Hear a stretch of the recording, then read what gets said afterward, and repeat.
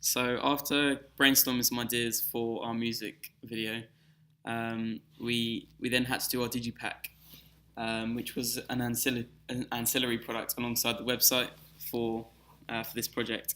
So in terms of DigiPak, it was more sort of a design feature featuring colour schemes, picture ideas and things like that. I know that me and Beth already had ideas for the colour scheme, and then yours was quite different with the black and white sort of representation. Do you want to start us off with that?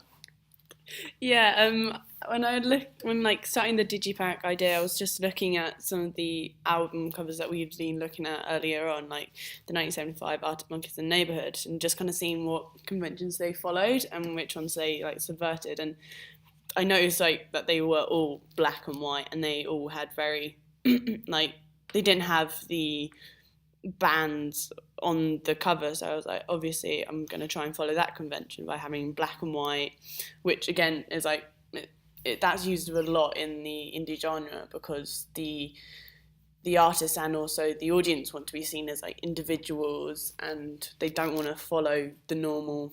It's quite fashionable now, well, isn't it?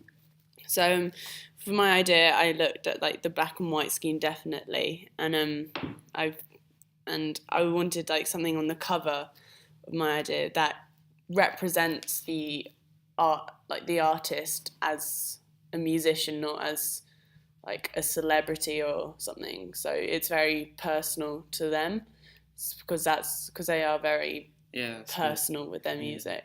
And I'm only planning to have one picture of the artist in the whole of the Digipack, so then you at least know who you are listening to and so you can identify with them and kind of go, oh, that's them. Good. And it's going to be it's just really simple, very black and white, and just so simple but effective, I think. So in the same sort of way that Arctic Monkeys, they did their latest one, theirs was quite if you artistic. Scroll up, there's some images of it up on my part of it. It's quite simple, but it's really effective in the style that they sort of try and show. Yeah, it's very artistic, which is a massive convention as well. Yeah. So, I mean, even when you open it up, they've only got that one main image of the band, which kind of spreads across both the pages. Yeah. But even on the left-hand cover of the page, it's just a black. Black, yeah. Which, I like that idea very much. Yeah. So, Beth, do you want to take us through yours? When I planned my Digipack, it was very a blocked out kind of thing. The front, I've planned to do 6 panels because I like the idea of it being folded out and some more. You've got more space to be artistic with it.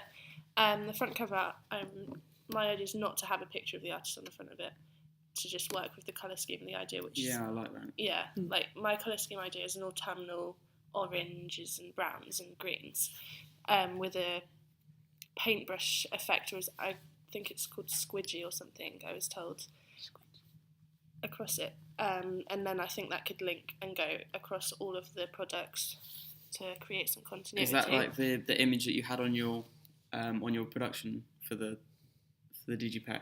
If you cancel off here, Neve. That one, I think, something like that. Yeah, that's it. Yeah, something like that. That's cute. That sort of colouring, like a sunset, and also I think that's quite easy to represent in a video if we want to film at night with the lamps, the street lamps at night. Yeah, because I'll give an orangey tinge. Especially with I do quite like that effect of using the street lamps. Yeah, that's cute. Yeah. But also, I suppose the lighting of that relates back to the colours in this, doesn't it? Yeah. So then that could be a running theme throughout our things. Yeah, I think so. On the back of it with the track listing, I've put an image of the artist in the background, kind of faded, behind it. Oh, yeah. Which is the same with the next and behind the CD. I don't know if I want to have that as again, but I thought of it as their music's first. It's about the music, not about the artist, which is why they're kind of a filtered image that isn't really bright. And then next to the CD, having an image of the artist from the set of the music video, which will obviously make it show the link between the music video, and also give us a chance to not just have a set of studio shot photos, have a bit on location as well. Yeah.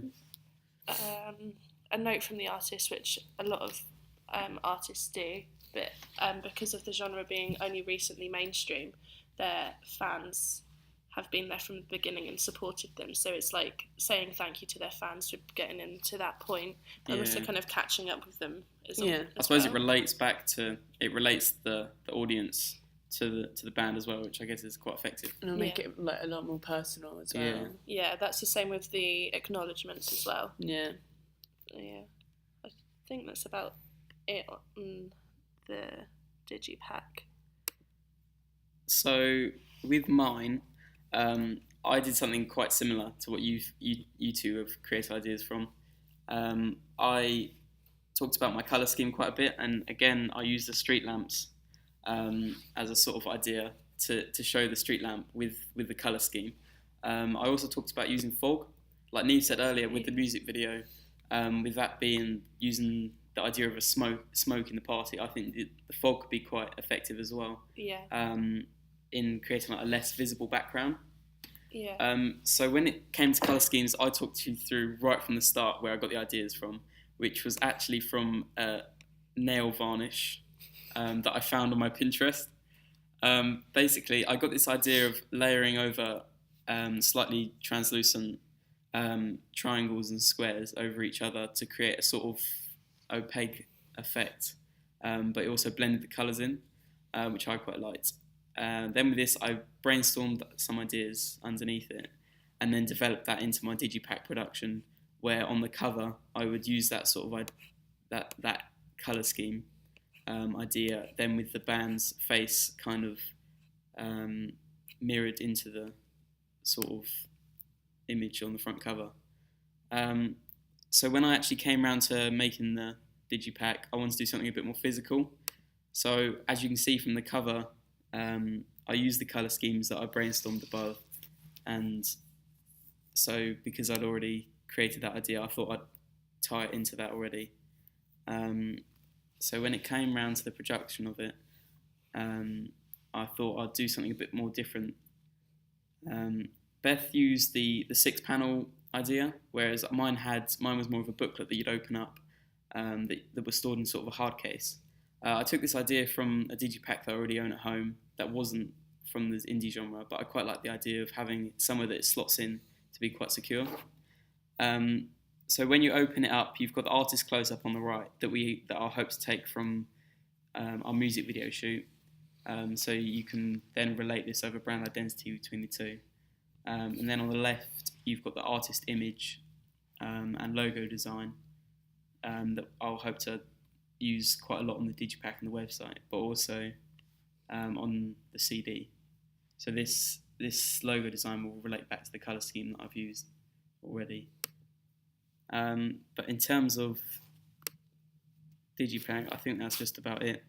I followed some particular conventional ideas, like the song list on the back, and using the same sort of colour scheme over each of the panels, like the way the Arctic Monkeys have done, as Neve mentioned earlier.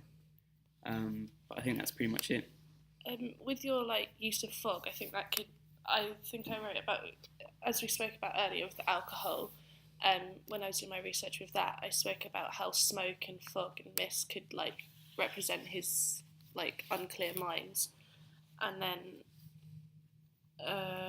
if they don't, when the couple come back together, then it kind of clears, same with unfocusing and focusing of the camera. Yeah, so the fog kind of symbolises the unclear sort of way that they see their relationship. Unstable the kind outcome of it. Yeah. Yeah, that's nice.